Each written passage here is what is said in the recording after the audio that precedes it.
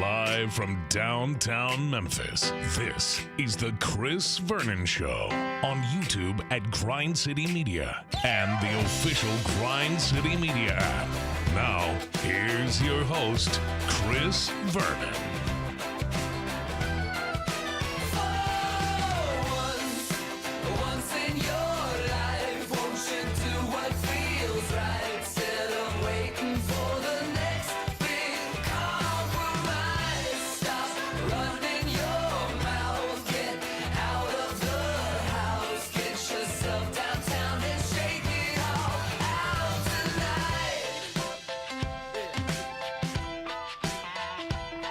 Here we go. It's noon on GrindCityMedia.com. It's Chris Vernon Show. Welcome. It is the Thursday, June 25th, 2026 edition of the show. Today on the show, the Grizzlies selected Cameron Boozer, number 3 overall in the NBA draft. He will be with us in studio, as will the 21st pick of the first round of the NBA draft, Karim Lopez. Grizzlies drafted another guy last night. We will get to that. We will get through what went on in the second round of the NBA draft last evening. There was a massive trade that went on this morning in the NBA. We will get to that as well. We'll get to all the news and notes of the day. Team USA is playing tonight in the World Cup. It is a Thursday. We will meet the rookies for the first time. It's beautiful outside. Smile. Let's do it. Turn it up.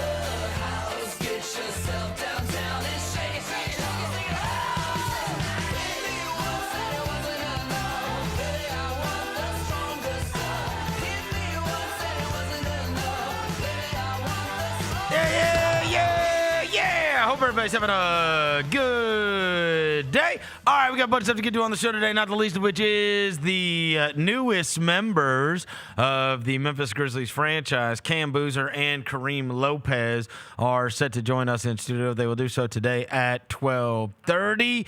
Second round of the NBA draft took place last night. The Grizzlies did make a selection, and a bunch of other teams did too. We will get to all of those.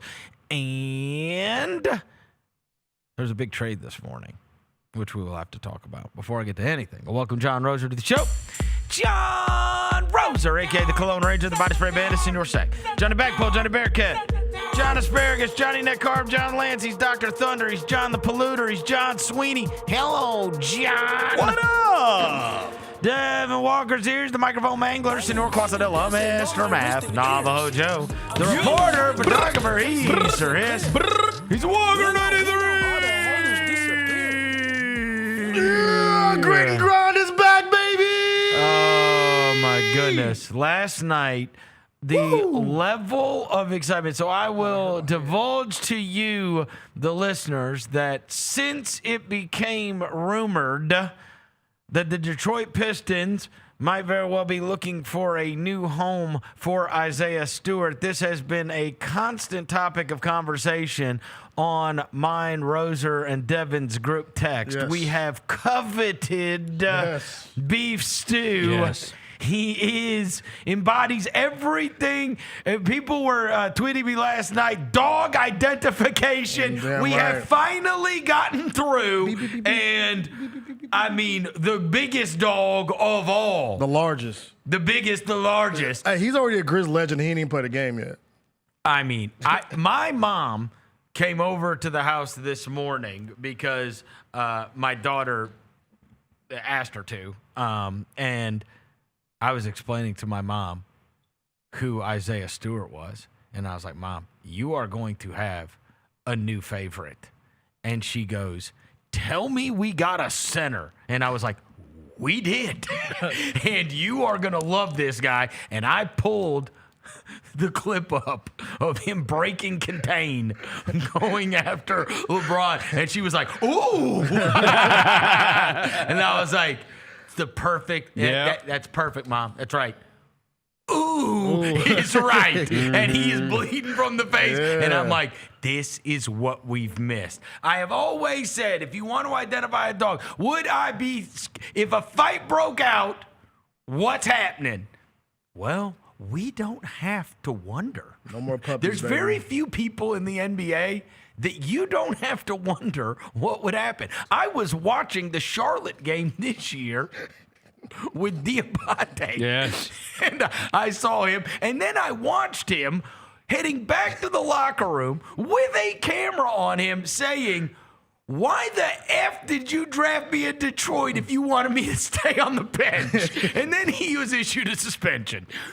I love Isaiah Stewart. Ask Miles Turner about Isaiah Stewart. Go play with Legos. Ask Bobby Portis. Ask anybody. Draymond, all of them. I mean, all the smoke. And so Isaiah Stewart, and look, I'm going to start this show by telling you something that needs to be said. It was 24 hours ago that we came on the Chris Vernon Show, and I said, as the first round of the draft played out, and you watch Cameron Boozer get selected number 3, and then you watch the Grizzlies pump fake us at 16, pump fake us at 17, get the 5 second-round picks, and then draft Karim Lopez. One of the things that was commonplace around the NBA intelligentsia was what an unbelievable job of GMing. You know, if they wanted Lopez, and let's just say maybe they wanted Swain at 15. You don't know the way this all plays out, right? But that you were able to attain 5 second-round picks to move down 5 spots and maybe get a guy that you still wanted, right? And so the process was amazing. And I told you guys yesterday, I said, nerds love process, right? I have always been, and while I respect process and you need to have good process in order to get good results, I am much more likely to celebrate the results of said good process. The results of this are the greatest results I could have ever imagined in the history of history.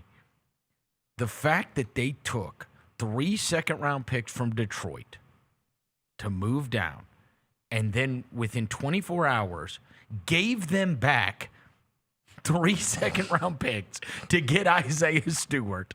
That, the acquisition of the picks is good process. That trade is amazing results. Yes.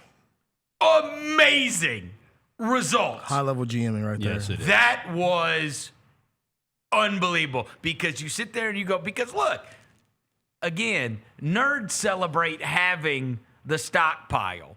What the stockpile results in, that's the fun stuff. Yeah. If you're not a nerd.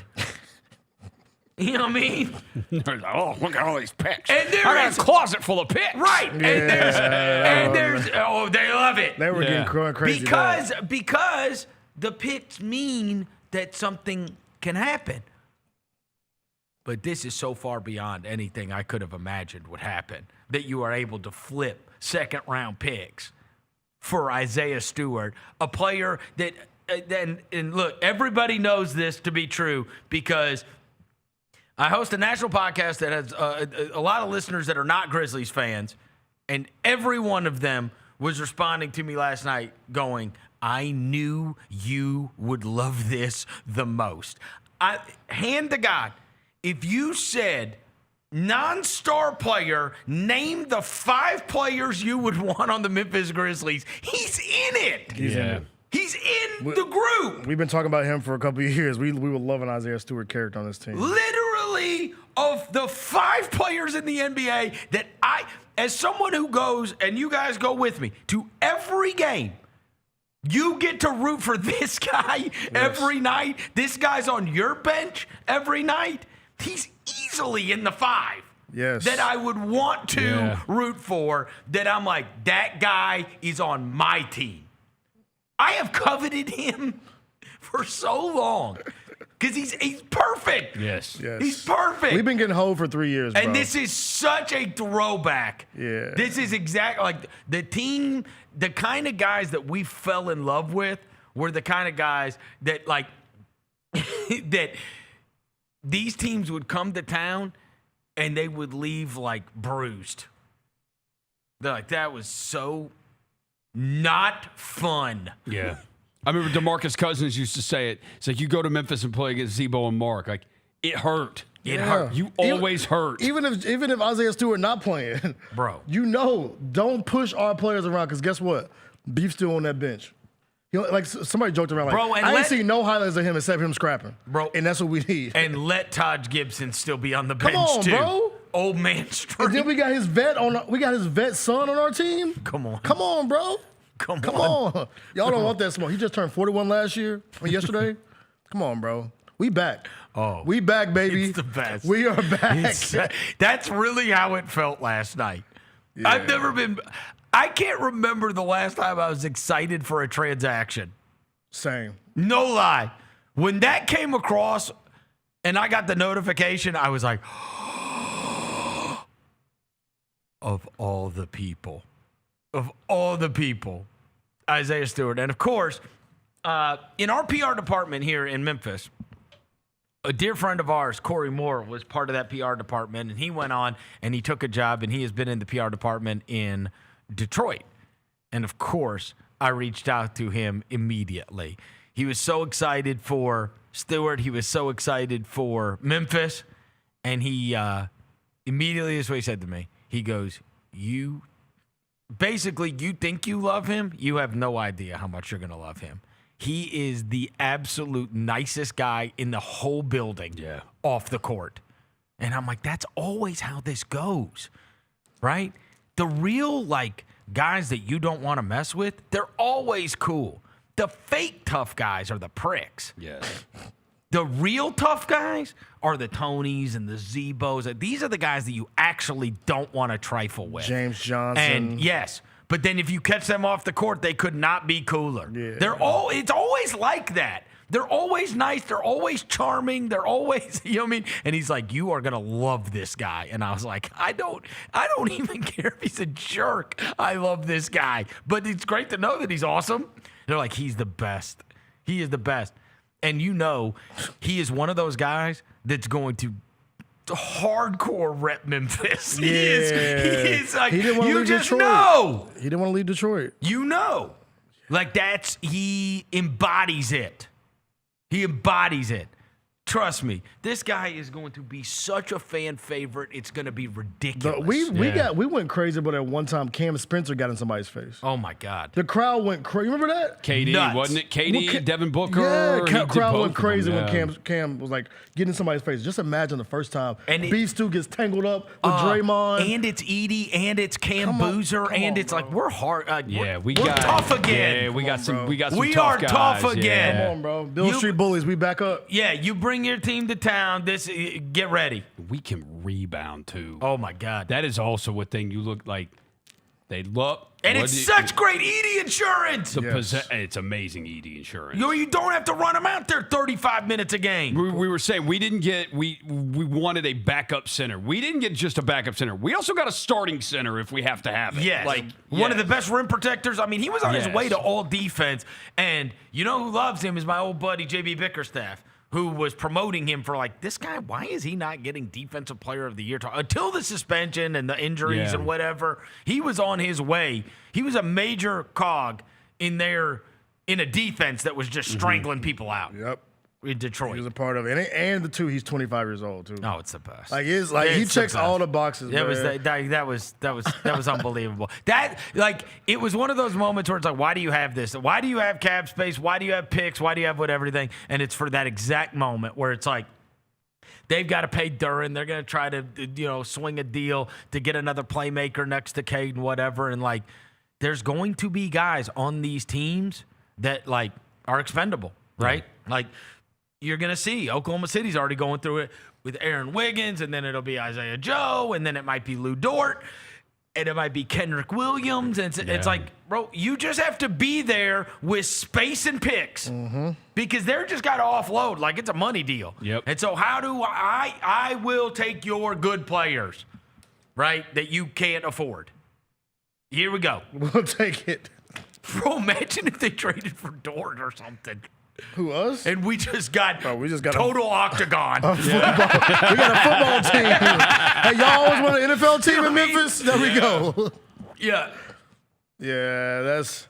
I mean, it all of a sudden, like, it also made us infinitely more fun within 30 seconds. Yes. Like, the amount of people that I got, not Memphis, all over, like, they can't wait to watch what this looks like with Cam Boozer, Zach Edey, Cedric Howard, and Isaiah. Just those four. Yeah. Those four make it immediate. Like, bro, I got to turn this on League Pass. Like, because this is crazy. It's so unique. Yep.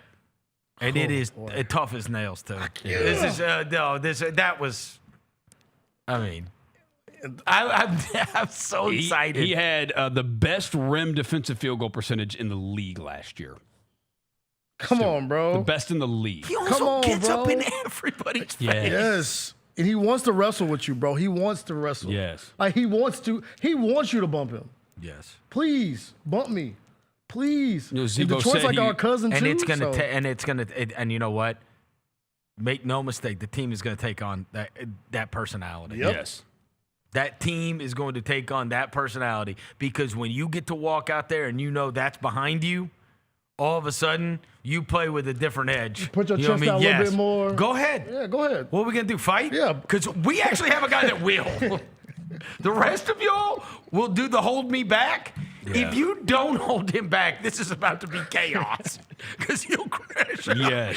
Like, there's very few guys in the league that have actually crashed out. Yeah. And you can watch a 10-minute highlight No clip buckets, of just fighting. crash out. No buckets. I can't wait. No buckets, just I fighting. cannot wait. Oh, man. Because it's not a threat. They are not going to tolerate Draymond Green just crapping on us. Oh, and that's what I'm saying, all like- that is Oh, just, I You know thought what it pops was in my head? so- The Jaren situation pops in my head, bro. Remember when he Yes. told Jaren to shut up? Yep. Like that. If we had beef stew, Draymond wouldn't have been on the ground. It was so funny. One of the first tweets I got last night was somebody saying LeBron talked ish one time about Memphis, and they went and got beat. That's over. It's over with. That is over. Come on now, Bron. Talk crazy now. You remember that dude that broke contain and tried to break your face? I said this to you guys last night, but it was honestly the funniest thing ever, I love which is the best. Last night when Bill Simmons texted me and said it was the best. He said, Stewart, Boozer, and Coward, that is ridiculous. Fly to Memphis, stay in a crappy hotel, get your ass kicked. Yeah, baby. The trifecta. Yep. Come on, Bron. Come on. Come on, Bron. Come on. Come on, Bron. Come to play, Bron. Come on. People are going to want to watch it too. Yes. It's such it is a reminder of what we. Yes. Nothing was more fun than being the ones that are doing the intimidating. Yes. And like back to that. We're the ones mad about it when our team Yes. got punked. Yes. When 90 and 9 out, we were Like, getting bro, punked. what We're is come going on? That's not a DNA, bro. No. That's not what Tony and Zebo No. and them. That's not what they got their banners in the sky for, bro. No, this is gonna be amazing. Have you talked to Tony about it? I have not. Okay. About Stewart? About getting Stewart, yeah. No, I haven't talked to him about Okay, Stewart. okay. But I mean, look, cut from the cloth. They all know. They all know. I'll tell you this. And Boozer and Edey, I mean, these guys, this is gonna be fun. This is gonna be fun. It really did feel like, oh God, we are back. We are back to being fun. Like, and you should have seen my son's reaction last night. And then in between, like, I had a happy household, bro. Number one, I'm getting a guy that I have coveted. My son loves Stewart and so was so excited about it. And my daughter has a new favorite player because Richie Saunders' great-granddad invented the tater tot. Yeah. She is all in on right, it. tater And I guy. had to explain to her he's got a hurt knee and probably not going to play Yeah. for a while. She's like, I'm like, I mean, if we're being fair, that is one of the greatest inventions ever. There's a lot of things that can get invented where I'm not going to be impressed. But if you like truly are credited, like you invented this thing. Yeah. That matters to so many people. It's your idea to do that with potatoes. I love tater tots. Same. Yeah. That is a truly great American invention. On the hierarchy of like sides, like, amazing. It's up there, Who bro. dislikes tots? There's fries. How about this? There's tots. When we went to Nashville Onion last rings. weekend and we went to that grilled cheese place. Yeah. That was the side they offered. And my daughter got cheesy tots, and I got Cajun tots. Yeah. Ooh, Cajun tots. Gas. Yep. Tots. Gas. And the guy that spicy. invented them, his flesh and blood is playing for us, for God's sake. That matters. That matters. He invented the tater tot. Yeah. It's incredible. Who's gonna be the first restaurant to do the booze tater tot stew combo? Perfect. Booze, We got all the foods, yeah. Beer, No, you're tater right. tots, beef stew combo. You're welcome. Any local business in Memphis. Yep. Make it happen. It's perfect. Your stomach's gonna sound like drumline, but it's all good. Your stomach gonna be on fire. The Richie Saunders thing, I mean, again, it was so. When that is the fun fact they tell about you, it reminded me of. Do you remember who was the guy, Dick Hammer, the Marlboro Man? Yeah, Marlboro Man. Sam Darnold's great grandfather or grandfather. Oh, yeah. I still remember. Yes. To this day, it's Yeah. like. That is a fun fact you never forget. An And that's elite how I name. felt about Richie Saunders last night. I'm like, that is unbelievable. Yeah. Like, a lot of these have they're like, he was actually raised in so-and-so and he grew up in so-and-so. It's like, no, this guy's great-granddad invented the tater tot. Like, holy crap, that's amazing. That's a real fun fact. Yeah. And what was also wild, BYU fans started littering. They're like, you're going to love this guy. And I'm like, all right. Say less. I saw Slam I'm post with like it. Slam post I'm with about it. it. Like you don't see Slam post about everybody. No. Posted about Richie Saunders. Richie Saunders. I'm with it. Because He's 25. Yeah, I know. That's all. I was like, He kind of God, old. he's cuz. old. He kind of old, cuz. Well, coming off a torn ACL Well, too. but a lot of people were telling me, like, BYU had no chance of winning anything after he went out. Yeah. Like, he was, like, mega important. And like, he plays hard as crap and shoots threes. Yes. I'm like, all right. That's the John. Yeah, I'm with that's, it. That's the John Conchar. Yeah, it's like bigger Conchar. John Conchar Memorial. Did you see the interview he did with, what's the name? Kevin O'Connor that he posted? And he's like, I cannot wait to. The thing I can't wait to get back to do is the swing move to go get another offensive rebound. That's what I miss. And Kevin O'Connor was like, what? He's like, because here's the thing. When you put, then they start talking about Anunoby's offensive rebound. But when he was talking about it, he was like, look, it takes an incredible amount of focus to box out on every single possession, and people don't. And that's what I take advantage of. And I'm like, he is Conchar. He's bigger Conchar, Super Saiyan right? Conchar, like, bro. how do you get rebounds? It's like, because I try for them every time. Except he's going to shoot more threes than Yeah. Conchar. That's And he- always like a thing with Jitty. We couldn't get him to shoot enough. And he Well, wears also, a go look at. headband. I tell you this. I got a little excited. Again, I don't know. Again, I'm interested in results. But I will tell you, I watched the highlights from the Kansas game Oh, he at got to Kansas. it. He got to it. Yeah. Buddy, he's got a good little mixtape. Yeah, I saw them highlights. I was like, too. all right. Yeah. I don't know when he's back though. They say he toured in February, right? Yeah. So you're thinking we probably won't even see him this year. Yeah, we probably will not see him this year. No. Right. Maybe post All-Star for the hustle. Yeah. But like, Well, yeah. and then who's this guy? I saw the post about that they Michigan State guy. signed to a two-way or Yeah. going to. I guess they haven't done it yet. Yeah, But they're Cooper something, the center from Michigan State. He looked Yeah. pretty hardcore. I was like, okay, there's another big guy. Carson Cooper. Carson Carson Cooper. Cooper. He's tatted up, right? he's No, like- he's not, no, bro. he is Oh, he's not? Not No, tatted he up, is not bro. tatted We up. just What picture did I see? You saw an AI version of her. Oh, I did? You saw. I saw one that was trying to make him look tough. Yeah. That was the Isaiah Stewart ripple effect, bro. Yeah. He ain't got no tats, no accessories. Yeah, 11 points, 7 rebounds a game, 58% from the field. 6'11". Got the John Roser haircut. Averages a block. He does not have my haircut. So you got to imagine, like, look, we don't He know actually what. has more hair. I'm just. Here's the thing: the small thing is 100%. Javon Small, Meshack is probably like I'd say a pretty good chance, and then this guy is obviously taking the repair spot. He had 14 points, 7 boards, 3 assists, and 2 blocks in the Sweet 16 loss to UConn. Oh, he did? Yeah, pretty good game. That's really good against a Taurus good team. Reed. Yeah, against Taurus Reed, who was also taken in the first round. We got to type like a mug, bro. Carson Cooper. Shout out Carson Cooper. Man. He's a new Lawson Lovering. His face is like, I don't know. He's a little on his ESPN. Yeah, they did him wrong. They did Carson him wrong. Cooper? Yeah, they did him wrong. That was the ESPN page. Yeah, they did him wrong on the picture. He looked like Austin Nichols in the face. He does. That's it. I was like, who Austin does Nichols he in the look face. like? He does. We got Austin Nichols, bro. Austin Nichols. Shout out Austin Nichols on the broadcast staff now, man. Shout out to Austin Nichols, man. Yeah. So, anyways, last night was unbelievable where you ended up with the pick, but then the news of Isaiah Stewart just overtook everything. In terms of the way the second round played out last night, all those guys that I talked about yesterday, all of them ended up going.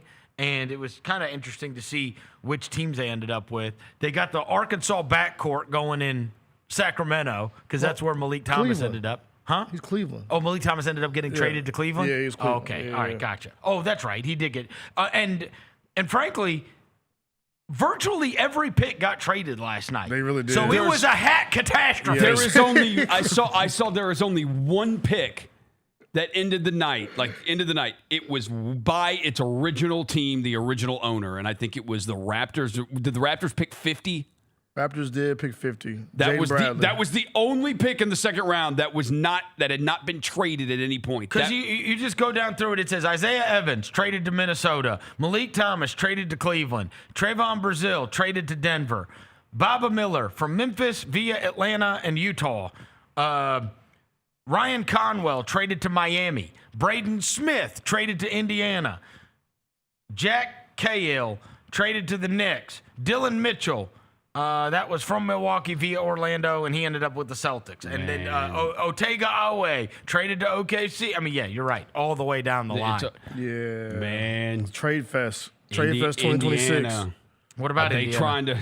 They draft New McConnell? Who? They traded for Braden Smith. Oh, wow. They replacing him? They're going to be New McConnell? No, they're going to be roommates. Hoosiers. Yeah, roommate, yeah. Hoosiers, baby. Hoosiers basketball. They're going to be roommates together. But of the guys that I mentioned yesterday on the show, obviously we talked about Isaiah Evans, and he ended up in Minnesota. Brazile ended up in Denver. Which is interesting because who knows on the whole Peyton Watson thing, but he is kind of Peyton Watson-y. Yeah. Ryan Conwell, who I mentioned yesterday, ended up in Miami. He was on my tough list. He is absolutely. And it's like, okay. He's imagine a that. Force. Imagine that. The guy from my dog list ended up in Miami. Mm-hmm. Surprise, surprise. Dylan Mitchell ended up in Boston. And that was one that I talked about yesterday where it was like he doesn't do one thing, but he knows he doesn't do one thing, and he does everything else, and he defends like an absolute maniac. And he was once a top 10 high school player. Tyler Bilodeau, who I mentioned, who is a guy that does one thing, but he does it unbelievably. He ended up going to Brooklyn from the Clippers via Houston. So, yeah. I mean, in terms of me, Jaden Bradley ended up going to Toronto, and that was one that I brought up a lot. And did you hear Jay Billis talking about him last night? He was like, he averaged something like, it was some kind of like 35 points per whatever minutes in the last 5 minutes of games or whatever. And like, you know, when I kept saying he wins like these MVPs and whatever else. And so he ended up going to Toronto last night. And then the big story was everybody was feeling terrible for that Henry Visar, who ended up going 52nd overall. People thought he was going to go at the very top of the second round. And they're like, he should have just gone back to school and made $5 million and whatever else. But then I read a story this morning saying that he had alerted teams he wanted a multi-year deal, and he did not want to sign a two-way deal. So that eliminates like literally everybody. Right. Who are you? You get to do that. Well, I mean, I think you're the guy that sat there and goes, I need to mitigate these losses because I just turned down $5 million to go play. to college. Right. Yeah, So okay. I can't. I mean, how stupid am I going to feel? Could he go back to North Carolina, though? Or No, go back not to- after you Nah, get you already drafted got like this. drafted. He took some bad advice. You see the Auburn guy? The kid who got drafted last night by the Clippers, the last pick of the draft, he is going to Auburn. Oh, he is? Yeah, but he committed they have to his Auburn. rights. They have his rights, though. Yeah, but the Clippers have his rights. But he said he's going to go to Auburn. He was going to go to Auburn. Interesting. Then entered the draft, stayed in the draft, got drafted last, and said, "No, I'm going to go to Auburn." Obviously, we will he get got bad to advice. the huge story that went down this morning, which was LaMelo Ball getting traded to the Minnesota Timberwolves from the Charlotte Hornets. But we've got bigger things to get to immediately. When we come back from the break, Cam Boozer and Karim Lopez going to join us in studio. Chris Vernon Show. In the Tennessee Army National Guard, you can start a career in exciting fields, including science, communications, engineering, and medicine, all while earning money for your education. This training will boost your eligibility for a high-paying and rewarding profession. And you can get it all while serving part-time in your community. The Tennessee Army National Guard can pay for up to 100% of your college tuition. To learn more, visit nationalguard.com.t-n.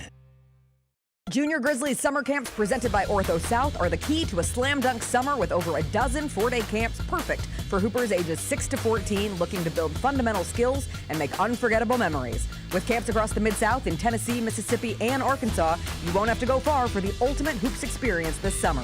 Registration comes with a Junior Grizzlies jersey, lunchbox, and a basketball to take home. Don't wait, space is limited. Visit grizzlies.com/Junior Grizzlies today to secure a spot for a fun-filled summer. That's grizzlies.com/Junior Grizzlies.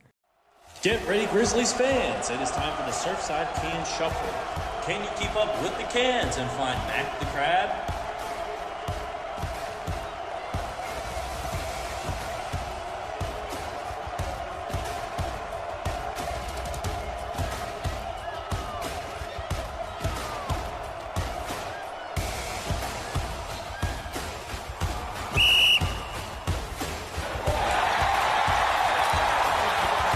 The Grizzlies are on their way to a new era, and now's the perfect time to buy in and secure your seat to witness history. With the 2026-27 half-season tickets, you can see the future take shape in real time. With a talented draft class joining our young core and starting this season, half-season ticket holders can own the moments with all new MVP benefits, including inside access to exclusive events, perks that match your passion, and rewards that take your fan experience to the next level. More information, visit grizzlies.com/tickets or just call 901-888-HOOP or grizzlies.com/tickets. The Grizzlies are proud to team up with Prime Global Group, a company on a mission to redefine real estate investment. By leveraging deep experience, strategic insight, and robust resources, Prime Global Group is shaping a smarter, socially responsible future. Whether you're an investor or simply curious, now's the time to explore innovative strategies that align with your values. Join the movement and discover how you can be a part of this exciting evolution. Visit primeglobalgroup.net to learn more and connect with the team today. That's primeglobalgroup.net. Let's face it, there's a lot of trash talk in basketball, but the great teams let their performance do the talking. Like Ford F-150 with Pro Power on board, a class-exclusive industry-first feature that turns your truck into a mobile generator and leaves the competition speechless. Ford F-150, official truck of the Grizzlies. Greatness starts here at your Mid-South Ford dealer. Class is full-size pickups under 8,500 pounds, GVWR. Orthopedic injuries can be unpredictable, unforeseen, and unscheduled, and Ortho South understands this better than anyone. Since your injuries don't make appointments, you don't need to either. That's because Ortho South welcomes walk-ins during the weekdays, in the evenings, and even on Saturdays. So next time an unforeseen injury makes an unscheduled appearance in your life, visit orthosouth.org to find your nearest urgent care location. Just walk in, and Ortho South will take care of everything, especially you. Learn more at orthosouth.org. That's orthosouth at orthosouth.org. The heaviest metal credit card of all time. Rumored to be one of only 18 in existence. Plated with the very same tungsten that forged the International Space Station. And wielded at business dinners like a samurai sword. It's a classic corporate power move. But the real power move? Having end-to-end visibility on your most critical shipments. FedEx, the new power move. Kroger, shoppers, and Grizz fans. Want exclusive last-minute discounted ticket deals texted straight to you? Sign up with the new Kroger Buzzer Beater deal. Fans can sign up by texting Grizz to 636-479 or visit your local Kroger store in the Delta Division and scan the QR code. By signing up, you agree to receive recurring automated promotional and personalized marketing text messages from the Memphis Grizzlies. Consent is not a condition of any purchase. Message frequency varies. Message and data rates may apply. This Photoshop job of the College Football 27 cover for this year is atrocious. Like, who made this? It's so bad. This is the deluxe edition.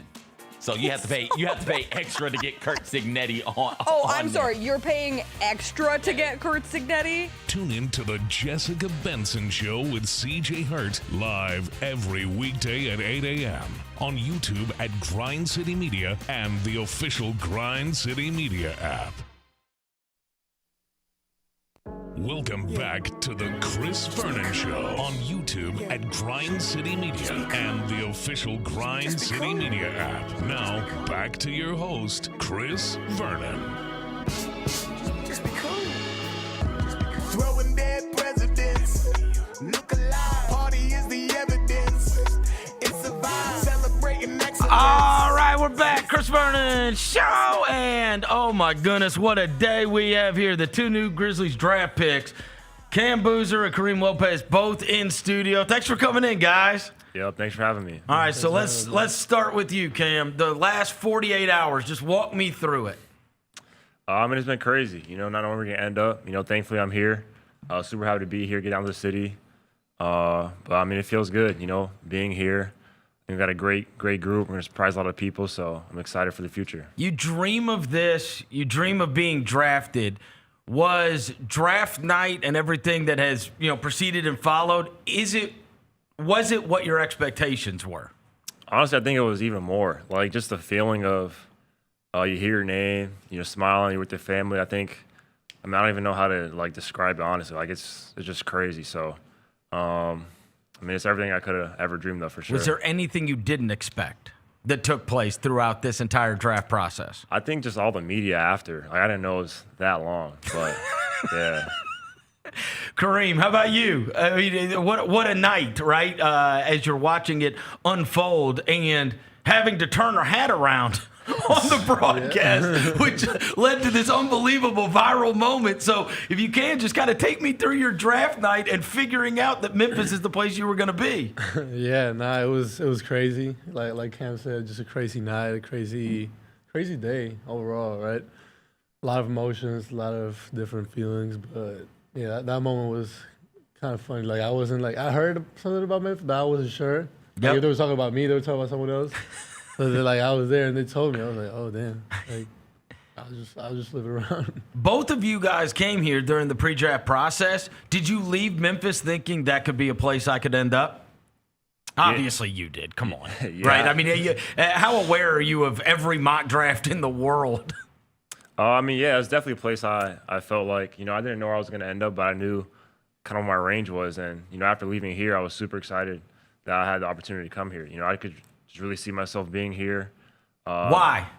I came, talked to coach, watched some film, spent time with Zach, and just being around the organization, you could see how well ran it was and how smart the coach was and everything. So, it was great vibes out here for sure. What was it about him that impressed you?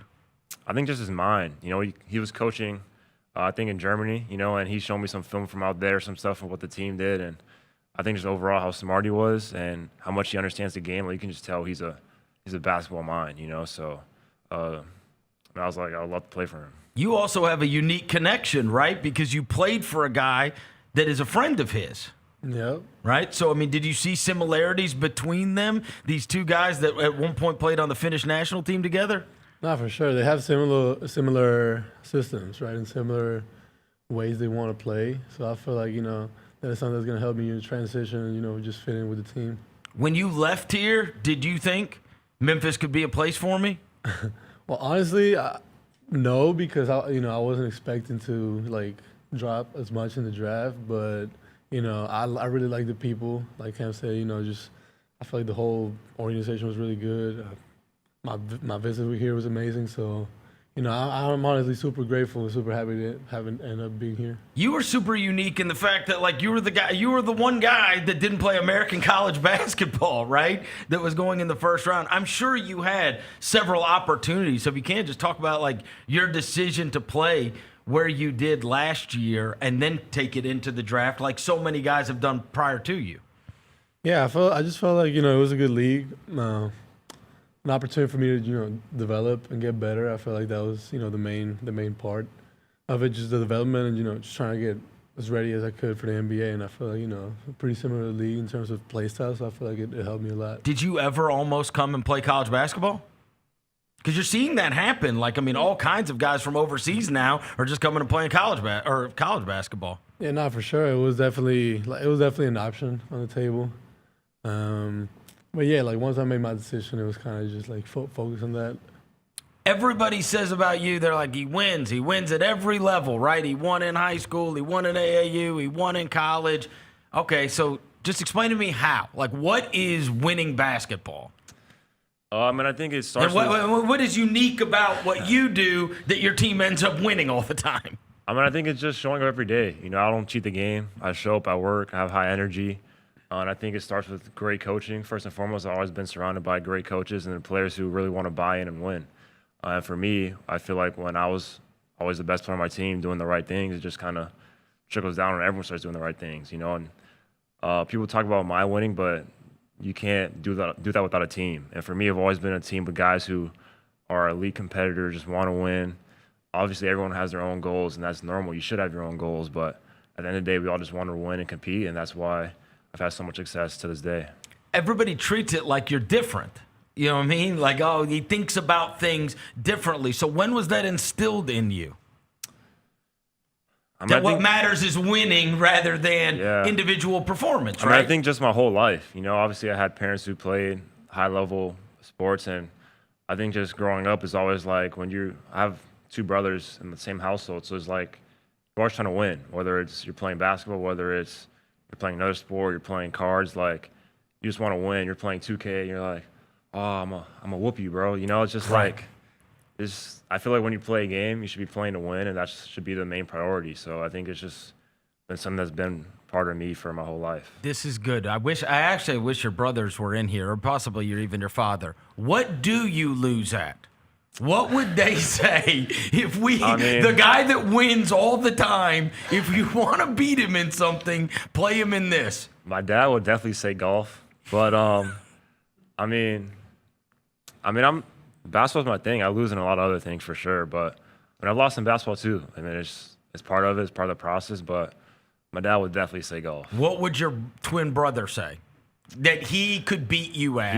He would say basketball probably. Yeah, he would say basketball. But do you guys still play against each other?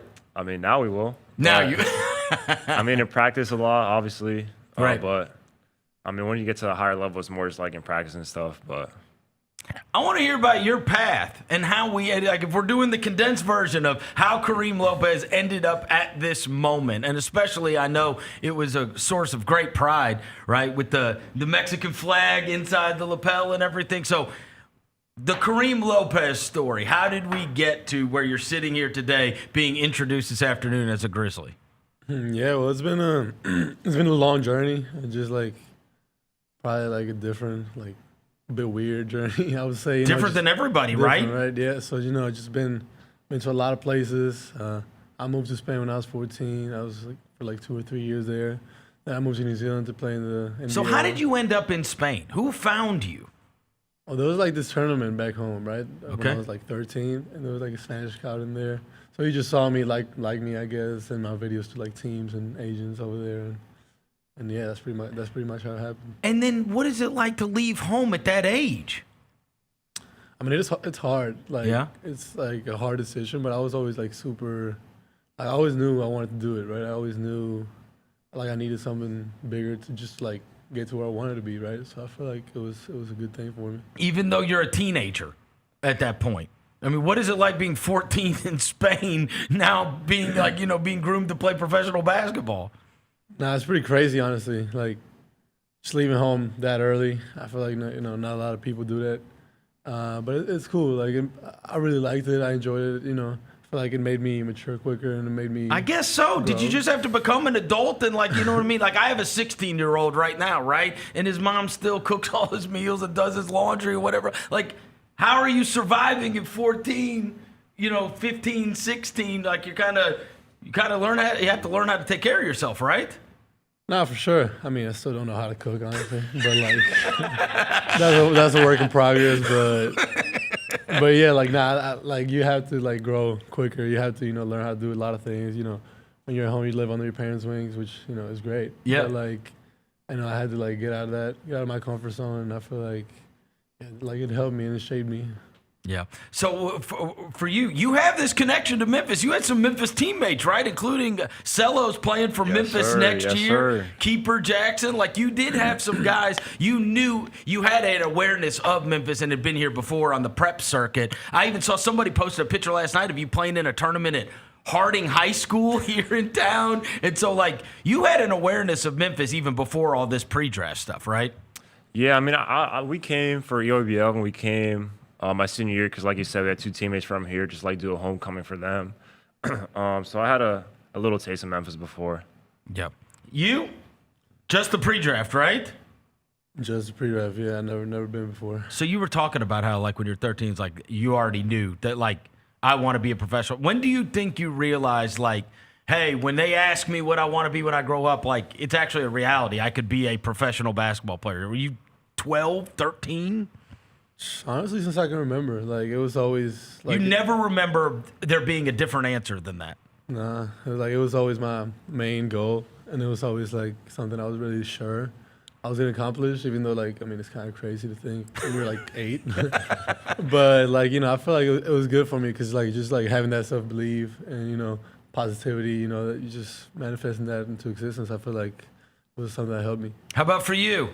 At what point do you think you thought, like, my job is going to be being a basketball player? Yeah, I mean, baseball and basketball were my two main sports growing up. Then 6th grade, me and my twin decided to just focus on basketball. But I'd say probably 8th grade, so like 13, 14 was when I really realized it could be something special for me, just because that's when my network team really started taking off. Started playing all these top guys, and like we would play, and I would do really good in those games. And I was like, I mean, I think I can do it, And that was probably around that time. Do you think you could have been a professional baseball player? If I stuck to it, for sure. Yeah. You do? Yeah, for sure. You were awesome, at least in 6th grade. Up until I was better at baseball than I was basketball up to that point. Were you a pitcher? I was first, catcher, outfield. Oh, you did everything. What about you? Did you play any other sports? Yeah, I played soccer growing up. Yeah. Taekwondo a little bit. Taekwondo? Yeah, a little bit. Did you know this? I know. Now you know, not the tussle, right? Do you feel like you still know the Taekwondo well, or do you think you have forgotten it? Honestly, I mean, I might be able to like throw in a little kick in there, but like I'm not sure. I don't think I still got it like that. You don't think so? That was. Do you remember what belt you got? I was only there for like a little bit, for like a year or two. Yeah. Maybe like, I forgot, it was like white, yellow, green, maybe green. But that was really good, honestly. Like at that one, I was really good. Like my coaches were telling me, like, when I was, gonna quit. Yep. They were like, no, you should stay. You got a bright future. I was like, so he could have been a professional baseball player, and you might have been like the next Taekwondo champion. Yeah, pretty much. Who knows? Everybody always says you're so grown up, you're so polished, right? You even saw our buddy Cedric Coward doing the interview, calling you 30, right? What is something about you that would make me realize you're 18? Probably my room, how dirty it is. Yep. You're just not. You just don't clean it up. I mean, I do a little bit. I call it an organized mess. Which is so mess. wild because you're so disciplined in everything else, right? Yeah. Everything else in your life is disciplined. Everybody has to have something. What about your car? Is your car like that too? Yeah. Me too. Yep. Right? It doesn't matter. We're disciplined in what we've got to be disciplined in. Right? Yes, sir. Yep. And then the rest of it, though, is chaos? Pretty much. Yep. How about you? I feel that. Same thing? Yeah, honestly, I'm the same. Well, because you have to act like adults, right? Like, I mean, especially when you're trying to become an NBA professional athlete, right? Like, you have to grow up quick. But those would be the things that you feel like, all right, yeah, I'm still a kid. Yeah, right? absolutely. Yeah. Is there anything that ever makes you feel like a kid still? when you have to do grown-up stuff all the time, and so many people are counting on you to be the guy, right? Especially being one of the best players on every team you've ever played on. I think when I'm alone, you got to figure out what to eat, and you're like, well, I can't really cook, so neither of you. Yeah. Pretty much what he said. Like, we do have great food here. What did you guys know about the Grizzlies prior to this? I mean, prior to the whole process, you're saying? Yeah. Honestly, like when you thought about the Grizzlies, what did you think about? Honestly, just John Morant. Like, not really much at all. You know, I wouldn't say the Grizzlies is a team I would watch growing up at all. You know, obviously they had that stint where you guys were really good. You had Ja, Dylan Brooks, Jaren Jackson still, and it was really competitive. That's probably the main thing I would think of when you think of the Grizzlies, honestly. How about you, Kareem? Yeah, not similar. You know, like they were really, I would say, like they were a really fun team. You know, for a couple of years, I feel like like they had the spotlight during that time. Also, about the culture, like the grit and grind. Just being hard nosed and about that, but not much else, honestly. So, because you didn't play college basketball, people probably know less about you. What do you bring to the table? Like, you want people to describe Karim Lopez, the basketball player. What do you want to hear? Yeah, well, I feel like I'm just a winning player. Someone that's gonna contribute in winning, a competitor. A high IQ player. Someone that's gonna play the right way. And yeah, like I said, like the first thing I said, just contribute to winning. How about you? If you you have to listen to everybody talking about you all the time, especially throughout this draft process. What do you want them to talk about? I mean, a lot of the same things he said. Someone who's a winner, someone who makes other guys around him better. I want to be a leader. But first and foremost, I want to be someone who, when you talk about me, you talk about me being a winner. I want to be someone who comes to Memphis and, we won a lot of games. I want to be a big driving factor in that as well. So that's the main thing I want people to talk about me for. Last thing, is there anything you want Memphis fans to know about you? Oh, for me? Yeah. Like, you know what I mean? Like, there's a bunch of fans watching this. They're going to see the interview. Like, you know what I mean? Like, I wish people knew this about me. What can I even say? I mean, are we talking like off the court, on anything? The court? I'm going to let Cam answer that first. Give me some time to think. I mean, I'm a chill guy. You see me, come up to me, whatever. I'm just a chill guy. So, besides basketball, that's probably it. I mean, I'm not trying to copy like what he said, but it's like it makes a lot of sense. I'm pretty similar. Like, yeah, I'm pretty cool with everybody. If you come up to me, I'll be cool. Show love to the fans, show love to the people. Well, obviously, both of you now being in town, and Coward, and Edey. I mean, like, you guys have something. You got something fun cooking now, right? Here in Memphis, right? Where I think you're now seeing this level of excitement from everybody, especially this fan base.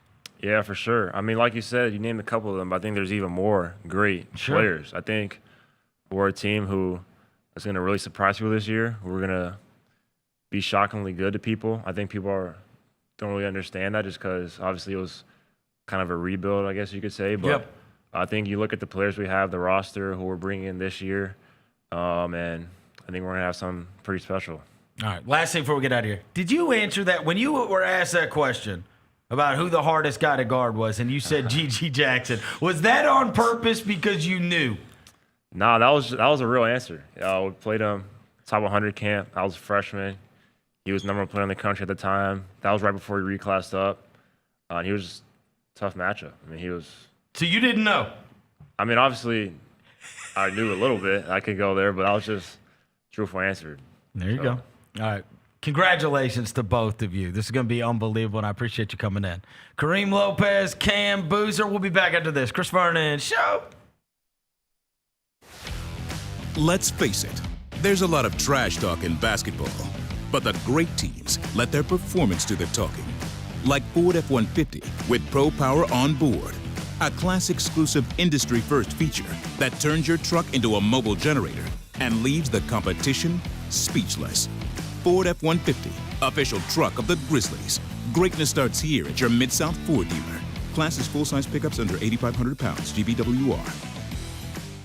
Tom Brady is making a turn at modeling. I would kill to have been with Giselle when she first saw this clip. Why is he so stiff? Because he's in leather. Have you ever walked in leather pants? No, I can't say that I have. Yeah, it's tough. Is it? Looks easy. until you see Tom Brady. Tune in to the Jessica Benson Show with CJ Hurt live every weekday at 8 a.m. on YouTube at Grind City Media and the official Grind City Media app. Sonic Radio. Welcome back to Sonic RNDIO. That spells radio with me, the CIO. This just in, the new Sonic $1.99 menu lets you build a crave-worthy meal for just $1.99 an item. Whether that's a creamy shake, crispy tots, or a quarter-pound double cheeseburger. This just out. Ostriches. They're mean, not very cute, and in my opinion, way too big for a bird. Don't miss the Sonic Fun 99 menu. 5 items, always $1.99. Live free, eat Sonic. Tax not included. See menu for details. In the past 3 seasons, the Grizzlies have had 4 all-rookie team members despite never picking in the top 8, and with 2 of those selections coming outside of the top 38. Cedric Howard, obviously, from the 2025 draft. Zach Edey, Jalen Wells from the 2024 draft. Gigi Jackson from the 2023 draft, which means literally every one of them exceeded as rookies expectations relative to where they were selected in their drafts. The Gary Parrish Show, live on weekdays at 10 a.m. on YouTube at Grind City Media and the official Grind City Media app. The Grizzlies are on their way to a new era, and now's the perfect time to buy in and secure your seat to witness history. With the 2026-27 half-season tickets, you can see the future take shape in real time. With a talented draft class joining our young core and starting this season, half-season ticket holders can own the moments with all new MVP benefits, including inside access to exclusive events, perks that match your passion, and rewards that take your fan experience to the next level. More information, visit grizzlies.com/tickets or just call 901-888-HOOP or grizzlies.com/tickets. Stay on top of everything happening in the 901, the Mid-South, and beyond with Grind City Media's e-newsletter, bringing all the news and notes directly to your inbox. Lang's World, always by Lang Whitaker, touches on the biggest stories in the world of sports and pop culture, while Michael Wallace's Grizzlies Insider brings you all the latest coverage and analysis around the Grizzlies and NBA. Don't miss a thing. Stay connected to the conversation and sign up to download the lowdown today at grindcitymedia.com.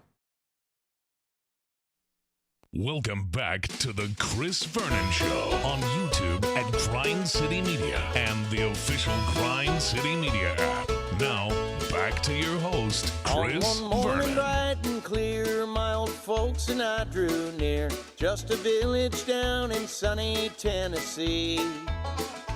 I'd been speeding on that train that would bring me back again to that girl I left in sunny Tennessee.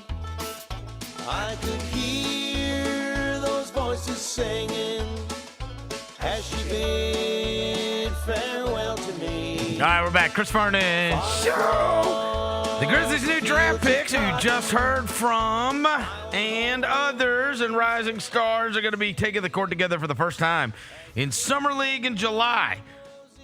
And the home for every moment of action is Grind City Media. Coverage for Grizzlies Summer League presented by Pinnacle Financial Partners. Tips off with 3 days of action in Salt Lake City before NBA Summer League 2026 in Las Vegas from July 9th through the 19th. Download the Grind City Media app today to stream your team all summer and watch the future of Grizzlies basketball take shape. And it was before I went to bed last night. I texted you guys, ESPN out of nowhere posted that the Grizzlies would play the first Friday night of Vegas Summer League, and it would be Cam Boozer versus Caleb Wilson. Damn right. On Friday night, picks 3 versus 4, and then AJ DeBonsta versus Darren Peterson in the nightcap. I thought that would be the first night of Summer League. It is going to be the second night of Summer League, and I think that's probably by virtue of them playing in the Salt Lake Summer League. Have they come out with it? Do we have anything on a Salt Lake schedule? We don't. Salt Lake Summer League schedule? When is that going to start? But it starts, I think, next week on the 3rd or the 4th. But I think the teams are in it. You got the Hawks. You got us. You got, of course, the Jazz. And who we got? Because there's a new team in it. Thunder. Yeah. So let me see. So you get to see. Well, we played because we played the Thunder before. Because remember, a couple of years ago, Josh Giddey went fed. And Jalen Williams. Yeah, the Hawks are the new. And it was the like, Hawks okay, this is stupid. Yeah, the Hawks are the new team in it. Yeah. So you get to watch Flemings. Oh, yeah, Kingston Fleming. Kingston Flemings. Last right. year it was Philly, and Edgecombe was in it, I think. I think you're right. Philly, yeah. I think you're right. All right. So what is the first date of that? Okay, Saturday, July 4th? July 4th, Oh, 6th, and 7th. It says we play, and I don't know if this is central or whatever, but the Microsoft Copilot search says we play July 4th at 1 o'clock against the Thunder. Oh. 1 o'clock Mountain Time. Mountain Standard Time against the Thunder. So that's, what, 2 o'clock here? Yeah. And then the And Bennett Sturt, who we traded. Yeah, maybe that kid from Georgetown, too, maybe make his debut. Oh, Sorber? Sorber. And then Yeah. the 6th, we play the Jazz at 7 o'clock Mountain Standard Time. And then on the 7th, we play the Hawks at 5 o'clock Mountain Standard Time. I mean, that'll be Boozer and Peterson. Oh, we The do Jazz. get it. Yeah. Okay. That's the second game. We get Boozer and Peterson the second game of Summer League. Okay. That's unbelievable. And Ace Bailey, too? Oh, yeah. Oh, yeah. Fired up, baby. All right. So, anyways, yeah, all right. And then, obviously, yeah, as you mentioned, Kingston Flemings. Who else did the Thunder take in the first round? I know they took Sturts, and then who was that first pick that they took? I can't even remember Mara. anymore. Mara. Oh, yeah. A Mara. Oh, so it should be fun, bro. Yeah, actually, all right. So that Summer League is going to start on July 4th. And then obviously they had put out a schedule saying that Friday night is going to be Wilson versus Boozer, picks 3 versus 4. And I got to imagine Coward will play in it. Yeah. Meshack will play in it. How much said You would- plays will be? Oh, no, I bet what they're going to do is put the ball in his hands. That's what we use Summer League Year for. 2. The second-year guy, we did it with Bain. We did it with Aldama. We tried did it it with with Wells. We tried it with Jalen Wells. You know, where it's like, all right, you're going to get that. You're playmaking this year. Right. We're going to put the ball in here. They did it with Vince Williams did it some that year. But, yeah. And I'm trying to think, is there anybody else? Walter Javon Clayton. Small. Javon Small will Yeah. inevitably play. I think Walter Clayton right? plays. Yes. Yes. Yes. Yeah, he's got Walter to, yeah. Clayton will play. Our Summer League team should be loaded. Yeah, should be. It should be our roster from the backside of last season. Right? Yeah. So you got Meshack. Kareem Lopez? Yeah. Meshack, Kareem Lopez. You got Cam Boozer. You got Said. You got... Well, I'll tell you this, though. We just had these guys in the studio. They're serious dudes, but they're both mega likable. And I will tell you that their whole crews were here. The families, Lopez's family was all here from Mexico. Super cool. And Carlos was over there. Carla, and I talked to him for a while, the dad. He's in town, mom and dad, both in town, and girlfriend, everybody's in town, right? He's got the press conference today at 4 o'clock.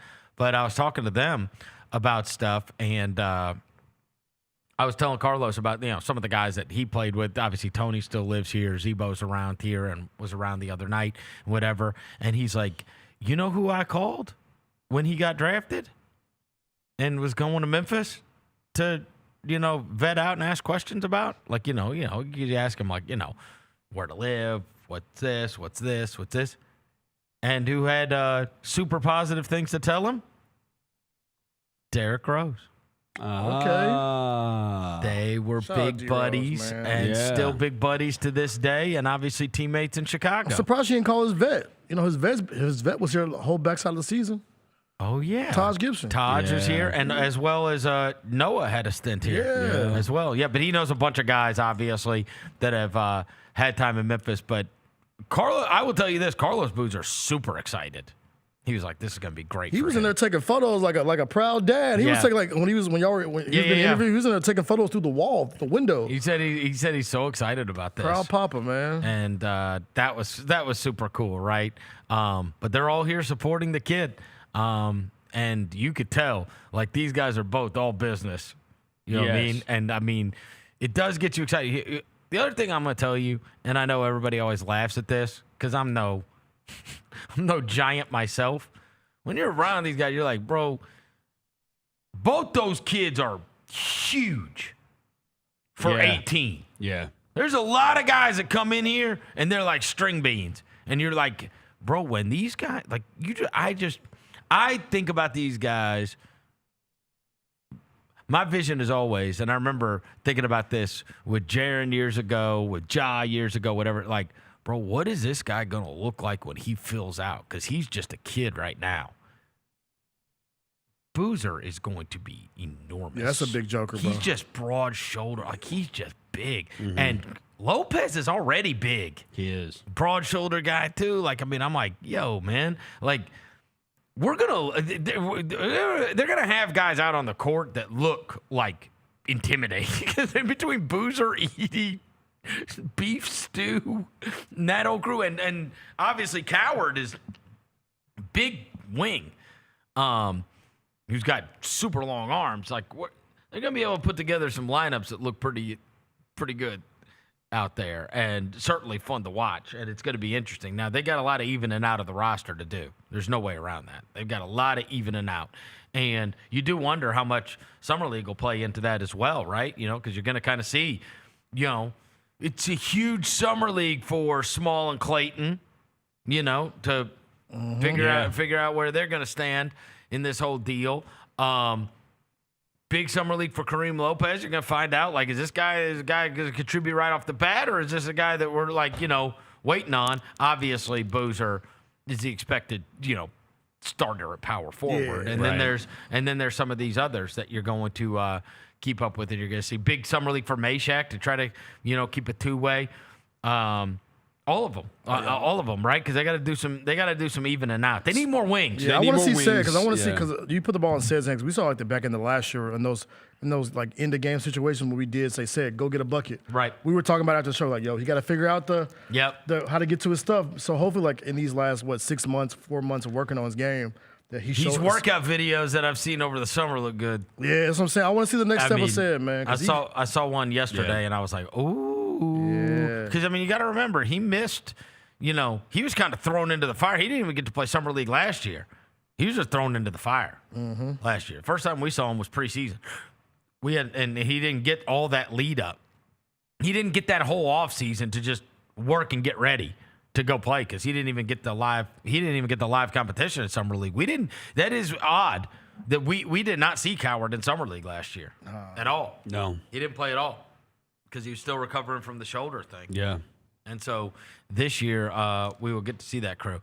It was shocking to wake up, and then that news broke early about the LaMelo trade to Detroit. To Minnesota. To Minnesota, I'm sorry. To Minnesota. I got Detroit on the mind because of the Stewart thing. There's no question that Minnesota goes big game hunting all the time. Like, you listen to our buddy John Krasinski, and it's like, you say whatever you want, but, like, they go and try to, you know, move the needle. They try to go move the needle, and so they're going to try it this way with LaMelo Ball, and there's no way around it. Like, you want to talk about a league pass backcourt. Yeah. It's only a matter of how much does it move the needle, how much is that going to work, and what are they going to do for big guys? Because it's Rudy Gobert and nothing else right now. Yeah. I mean, obviously, Behringer, who they drafted last year. But, and the other thing is this, like, it's always weird when it's like, it's twofold, right? You got the LaMelo thing coming with the question marks that come along with it. And is this going to work out unbelievably? Is this not going to work out unbelievably? But also, because this is as intriguing a trade as you can get, seriously, with that taking place. The other thing is, like, bro, people have Naz Reid tattoos there. That's what I'm saying. Yeah, man. You know what I mean? Like, he is. He's a cult figure in Minnesota, bro. The core, those three came in together. Edwards, McDaniels, and Reed. And they've been through the iterations, you know, and they've been through Western Conference Finals together. And, you know, DiVincenzo doesn't get hurt. Ant doesn't get hobbled.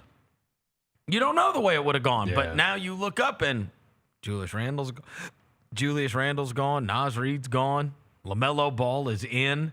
And it's like, and they paid Ayo Dosunmu, you know, a bunch of money. And so it's interesting how they're going to even out their roster and what they're going to have in the front court to go along with them. And I think the more fascinating thing is that Charlotte just didn't want to be in the LaMelo business.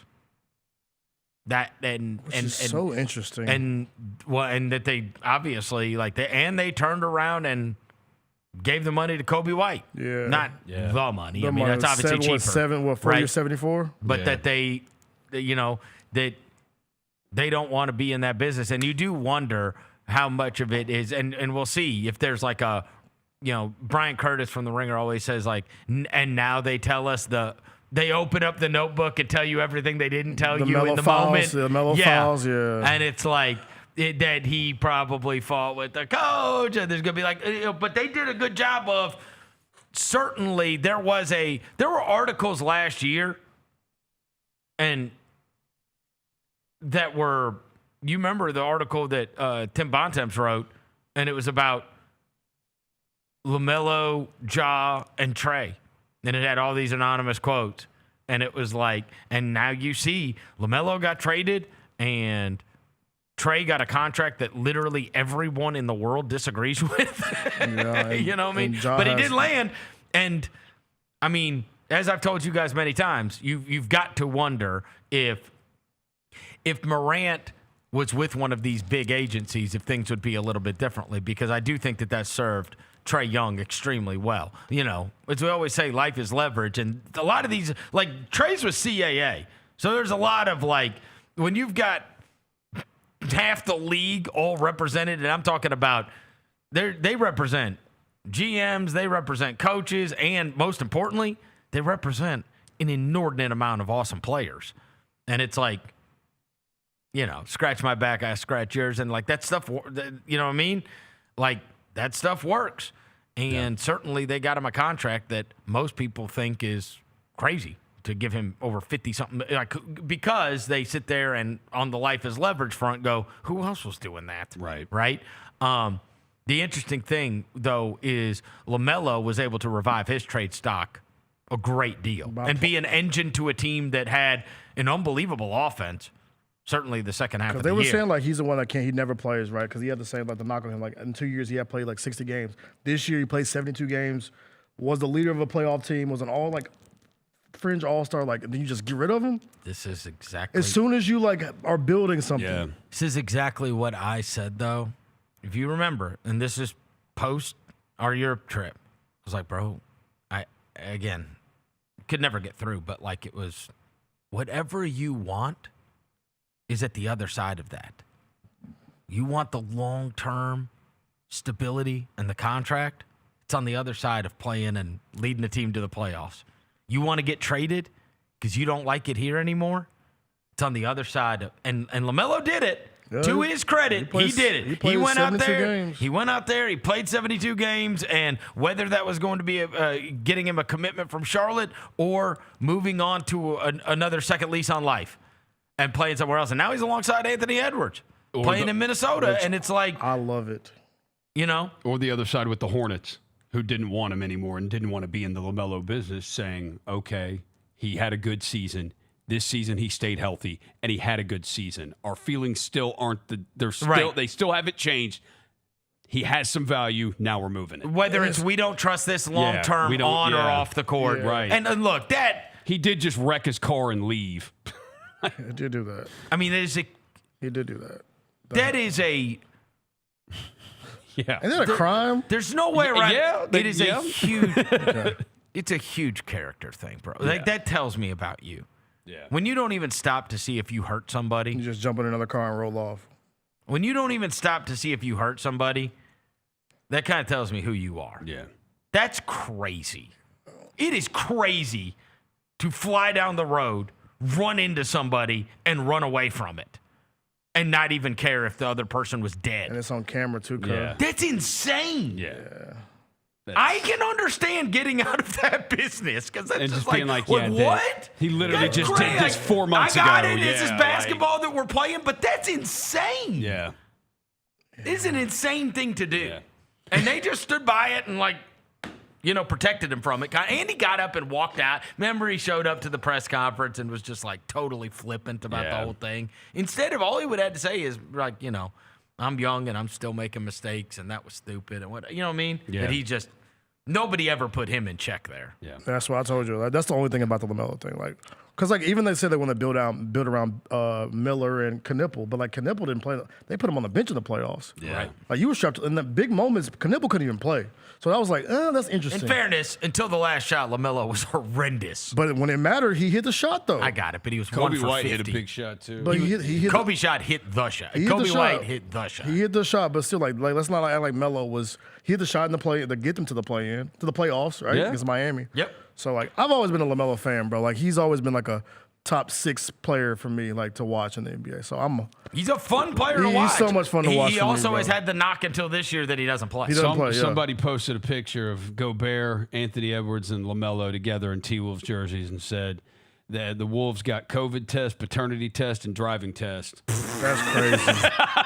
How many times is he going to hit Gobert in the side of the head? Oh, my Somebody God. said, I saw somebody tweet, bro, hey, Gobert, go work with Randy Moss right now, bro. Learn, get the jugs machine, bro. Well, and the other thing is LaMelo's always been the guy. Like, he's the name on the banner. He's the whatever. It's going to be interesting for him to meld into not being the guy. When has he ever not gotten to do whatever the F he wants to do? And Chris Finch is not going to – I mean, you got to go back all the way to – like, my son was acting like LaMelo Ball when he was 13, pointing down to the ground, shooting from half court. Yeah. Like, there's never been a time where LaMelo Ball didn't do everything he wanted to do. Like literally one-footed 45-footers. The only time he You know had what I mean? to, like, play within the system was he played for the Breakers. And he played in the NBL. Yeah. He had to kind of play within the system then, but like that was, Yeah. That's you're going to be a top 3 pick. That was like 1 year in prison. Yeah. For him. You know what I'm saying? He did his time. Yeah, he did his bid, man. But in Charlotte, they never harnessed it. Nah, and that's why I think he was just taking crazy ass shots whenever he wanted. I mean, one-legged, 23 on the shot clock. Like Chris Finch is gonna lose his mind at that. And the other thing is, you do wonder, right? Like it may work perfectly. It may work perfectly. There is also a scenario where it's like. That's what it feels like it is. It's a Hail Mary to keep You don't know. happy. Because he said he was frustrated with the people around him. Yeah. Like, Right. I'm tired of being double teamed. Yep. We need another playmaker that can score, and they got LaMelo. But I think it works because, like, I was telling you, bro, like, I know people in Charlotte, they say, like, LaMelo's never been checked. And one thing Ant going to do is check you. Yep. Check your temperature. So Yes. hopefully when the second he step in the door, Ant's like, yo, this ain't time to bullshit, bro. I need you. Well, and the interesting thing is, I send to you guys, Zodiac GM says it's A+ synergy. Zodiac loves LaMelo Ball. Oh, really? Loves LaMelo Ball. Really? Yes. Said last night Charlotte should not trade him. They should not trade him. They go back into rebuild mode. Oh. If you move off of him. Oh. I think Zodiac loves LaMelo Ball. Interesting.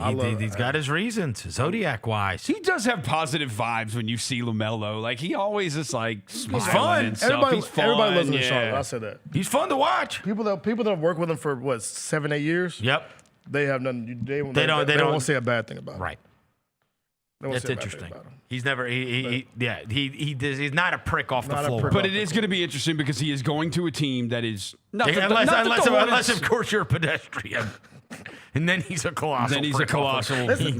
Just get off the road. Somebody brought up he also left his car there. Yeah, he did. No, he got in a Lambo. Somebody picked him up in a Lamborghini and they drove off. It was like a Cybertruck. Yeah, it was a Cybertruck. Like he was literally driving a tank like 90 miles an hour and almost killed someone. Yeah. And just ran away. Yeah. That's crazy. You too rich not to have a driver, cuz. You know what I mean? You gotta stop driving your car, bro. But they were winning. So it wasn't as big a deal. Yeah. But then he went to that press conference shirtless and just acted like a total prick about the whole thing. And it was like, oh my God, this is terrible PR. Like you said, Truly. Dev, nobody checked him. Like, you go from a team in Charlotte that they had a good year last year that came out of nowhere. Nobody expected it, and they had a great second half of the season when they got healthy. But you knew they weren't winning anything, though. You go to a team in Minnesota that, dude, they're trying to win and trying to win big. No, it's going to be And fascinating. You've never been in that because spot. There's no look. There's real nobody's ever expectations. questioned his talent. Yeah.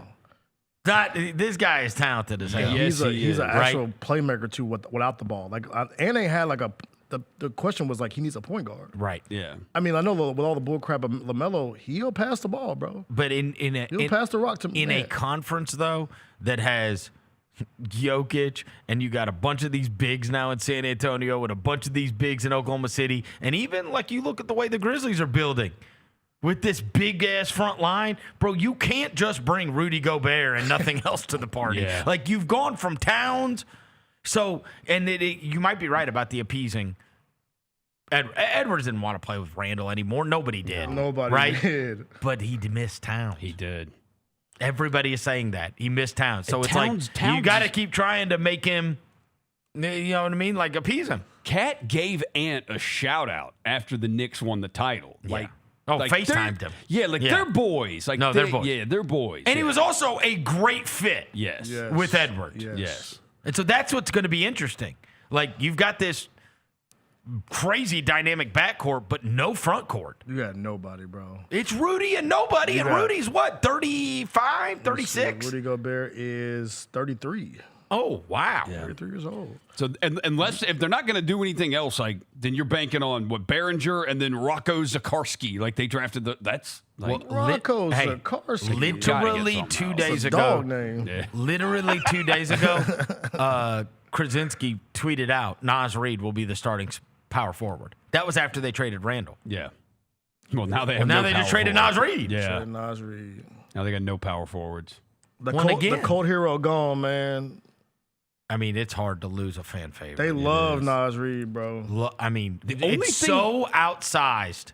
You know what I mean? Yes. Like the sixth man is always so intensely popular. The other thing is, I mean, now you wonder, like, this whole Io and DiVincenzo, like, where does that fit? Because DiVincenzo's out. DiVincenzo was starting for him. I got it. Yeah. But I mean, he was starting for him last year. But you've got Io, LaMelo, and Ant now. So you've got to sell and McDaniels. Right. I guess Jake, can he play some four for you? Yeah, Jaden played four. Jaden McDaniels will play four. But like he's not going to play full time four. I mean, the NBA, they don't really have like the big banging fours no more. Right. So Jaden can play the four now. I just had one in studio. I mean, this one bangs. This is one that's setting this chair. I just had one in He studio. banged a little bit, but Jaden got the physicality. Yeah, but you want Jaden McDaniels guarding opposing wings. The wings, yeah. You know what I mean? That's where he and point guards. So that's where he is devastated. So they got Io, LaMelo. And you're also going to have to hide LaMelo because he don't defend. But he could. He doesn't. Yeah, but he could. He got the He ain't locking you down, bro. We'll see if they check him and like get him to actually get something out of him defensively. They got Io, LaMelo, Ant, Jaden, and Gobert. They got like 5 players right now. I will say, bro, they are my new favorite 2K team. Here's the question. Oh, they will be fun. No, Bro, the big and belt again, to ass on 2K with this team. and here's the other thing. You've just got to figure out, and we just got to hit pause on this. As of today, they're obviously not as good as they were last year, right? Like you can't lose if they've lost. Like we're DiVincenzo and Randall, and say whatever you want about Randall. It went a little far on Randall. A little far. Yeah. Because of the playoffs. But, I mean, he helped them win a lot of games. He and did. Is a reliable 20-point scorer. 29 or whatever. Yeah, he gets you numbers, right? And he does it consistently, and he plays, right? But this is much like we talk about with the Grizzlies. Like, you got to wait and see what the roster looks like at training camp. Yeah, Evaluating a roster right today after these trades is not evaluating the roster when it's time for them to all to go to training camp, right? Like, let me see what else they do to remake this, because now you're building with that backcourt in mind and trying to augment that. And of course, it doesn't look right now. Just like the Grizzlies, like you look at their roster right now, and it's like, I like the core pieces that you got. I love the Stewart acquisition. But they got to do some evening out on this, and like this ain't what the roster is going to look like when it's time to check in and head to training camp. Nah, you got to massage the edges a little bit. It's wait and see. Yeah, Grizz fans last night. I was in the GCM for the draft show, the chat. I mean, when they took Saunders 30 seconds, like, dude, fans were not happy. Like, this is all we're doing. This is it. And then the second you trade for Stewart. Yeah, 180. Complete 180. Like, fans start getting happy. Like, and again, you go and get a couple other players. You go and dip your toe into free agency, and you bring a guy in here. You go, more importantly, make some more trades. Yeah. You've still got the mid-level, or you've got half the trade, whichever you used on Stewart, either the mid-level or part of your trade exception. Like, you've still got the other half of the trade exception and the full mid-level. Like, you got 2 logjam of guards, Here's the thing, though. This is what we didn't have, where that's what makes the Stewart thing so significant, because a rookie's not going to be, outside of Cam Boozer, right? A rookie's not going to be part of what you sit there and go, this is the guts of what you're going with right now. I'm going, I got Cam Boozer, I got Zach Edey, I got Ty Jerome, I got Isaiah Stewart, and I got Cedric Howard. And that's the guts of what I got. Now I got to build out the best thing I can around that. So I need to get, but I mean, I got 5 today that I want to go to war with. Yeah. And then I'll figure out, the rest of them, like, you know what I mean? We got to sift through. Yeah, give me the Pippen, 9. Clayton, and Cam Spencer and that group. We got to sift through Jalen Wells, KCP, and that group. We got to sift through Taylor Hendricks, Santi Aldama, and Gigi and that group. So, I mean, like, you got some evening out to do of this roster. But, like, I just sit there and go, the reason you get excited about because you're not going to draft somebody that you're going, okay, I'm going to war with him next year. We're going to be like, that's what the Stewart thing was. That was a 5th guy that I'm sitting there going, all right, because if I've got Jerome and if I've got Coward and I've got Boozer and I've got Edey and I've got Isaiah Stewart, now I've got the guts of what I'm building out around. Yeah. And now, but I got to get some wings. I got to figure out what I'm doing with the guards outside. But I mean, that's like, I'm saying I got 5 already I want to go to war with. Yeah. Now, who are going to be my other 5? Give me the 9. I want to go to war with, right? Because I think they want to have a deep team. They want to have a deep team. Especially if this guy's going to play the minutes of, you know what I mean? The rotating minutes thing. Yeah. You don't know. And look, you don't know if that's going to change too. You really don't. I mean, they changed out the medical staff. So, and you don't know what's going to change. Yeah. And there's another, like, I hope it does. And there's still, we've all thought when Giannis got traded, boom, some other stuff can start happening. And, like, a couple things did happen after that. And now there's another massive win in Jaylen Brown. Right. It's like, it's a whole. What's the ripple effect after that? Because it feels like that's going to happen too. Also, you've got like a million 4s. Yes. And I like all of them, but it's like figure it out. Like you just drafted your centerpiece 4. Yeah. For years to come. Mm-hmm. And so now, Santi, Gigi, I love Omax.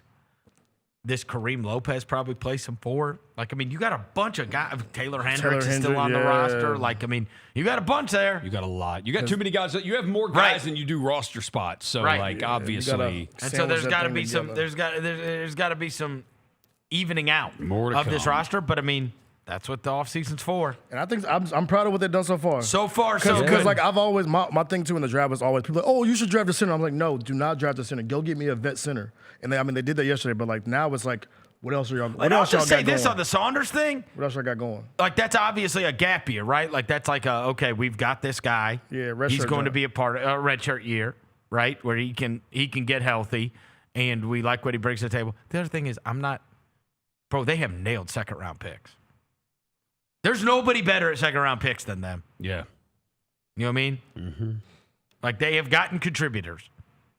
So I'm just going to give them the benefit of the doubt on him. Yeah. You know what I mean? And again, he's not going to play this year anyway. Yeah. He just tore his ACL in February, for goodness sakes. Talk to us about tater tots, bro. We're good at 2-way contracts too, so Carson Cooper. But, bro, if you would – look, here – sometimes you got to take a step back. If you would have told me that our show on June 25th is we're going to get to talk about having Cam Boozer and Isaiah Stewart on this team, oh, my God. You're feeling good, man. I mean, feeling good. You're feeling good right now. Just that. Yeah. Just if you told me that. You're going to get to have the best college basketball player and a guy that you have all coveted for so long. Yeah. I'm like, oh, this is so good. Like, just build out the rest. Yeah. And at the very least, I know I'm going to have fun watching these games. Because it's going to be fun no matter what. Our biggest thing last year was not competing, bro. Like, no, we lost the fun. It wasn't the fun of like competing basketball. It hasn't been fun in 3 years, bro. Fight back when you lose. It wasn't fun 2 years ago. No. It wasn't. Because our team went to hell and we fired the coach. Yeah. And the year before was another year where everybody was injured. Like, that's what you lose sight of. It's not 1 year. It's 3 years. Yes. It's 3 years. And we got drilled by Oklahoma City, and Ja got hurt after the season had all gone down the tubes 2 years ago. So I mean, it's been 3 years. Like, it has not been fun. And, like, I look at that and go, all right. Like you were saying earlier, we're back. Like, this is back to being, all right, I can't wait to go to the arena. Exactly. Because I want to just see this. I cannot wait for the first time that somebody tries to tussle with Edey and Stewart. Oh, my God. Come put that. That's my dream. Like, it's my dream. It's my dream to have bullies again. Yeah. It's like, that's all I want. You get and let me go find. I want to go find like a wing that will like bite your neck. That's what I want. On a vampire? Yeah, I want some perimeter defensive wing that is equally like, oh no. That's what I want. Ain't many of them left in the NBA. You can totally recreate grit and grind like this. I'm not kidding.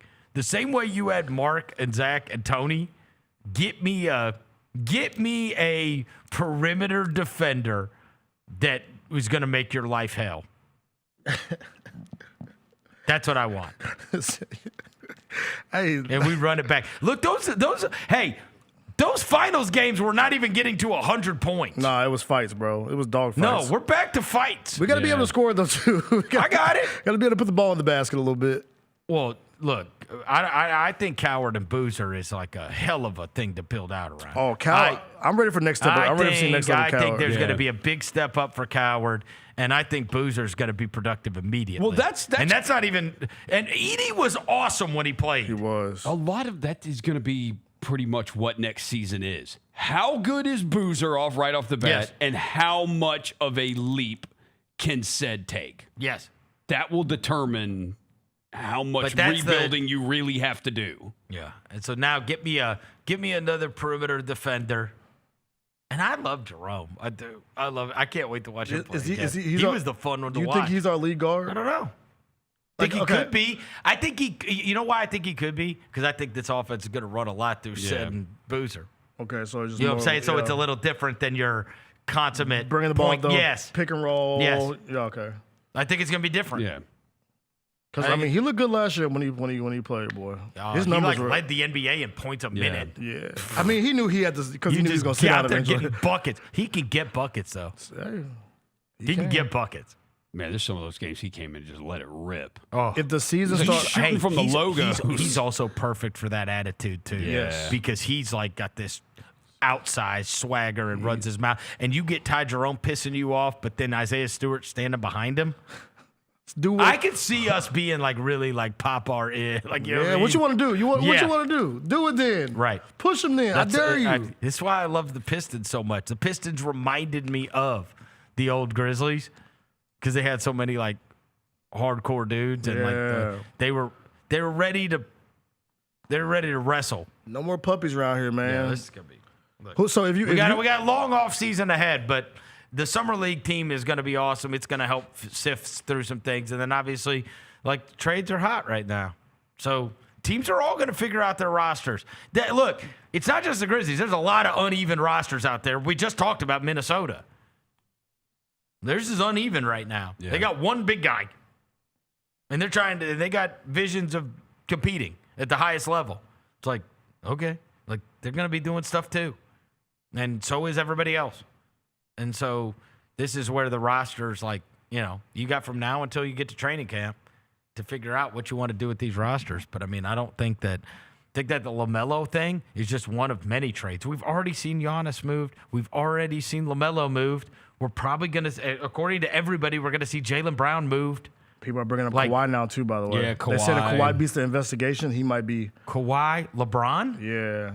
After they just paid Austin Reeves? And they've moved into the Luka era. Mm-hmm. LeBron could very well be going somewhere. Go to Cleveland for Jared Allen. Who knows? Who knows? Because they need a center. Right? Yeah. I mean, who knows? Like, there's going to be a lot of trades that go down. And then, obviously, we got free agency, which, you can just more than likely you're dealing in the edges if you're dealing in free agency. But generally, you're going to be doing this through trades. And, look, we're 1 for 1 on those. Because that Stewart thing was just. Hey, that's gonna make. I still can't believe he's a Grizzly. That's gonna make up for all the times we got punked, bro, in the last 5 years from me, bro. It's gonna make me feel so much better. Oh my God! Like no more of us, the Grizzlies getting punked, bro. Just watching him walk into the arena, like that guy's on our team. Yes, yeah. It's the best. Let's go. Yeah. And then obviously we had the LaMelo thing go down this morning, and we'll just stay tuned to who knows how these teams are going to even out all of their rosters, because now it's going to be this and free agency, because we're done with the draft after last night. And what'd you say? It's next Saturday? Yeah, It's going to be the first time. The 4th. Is press conference open to the public?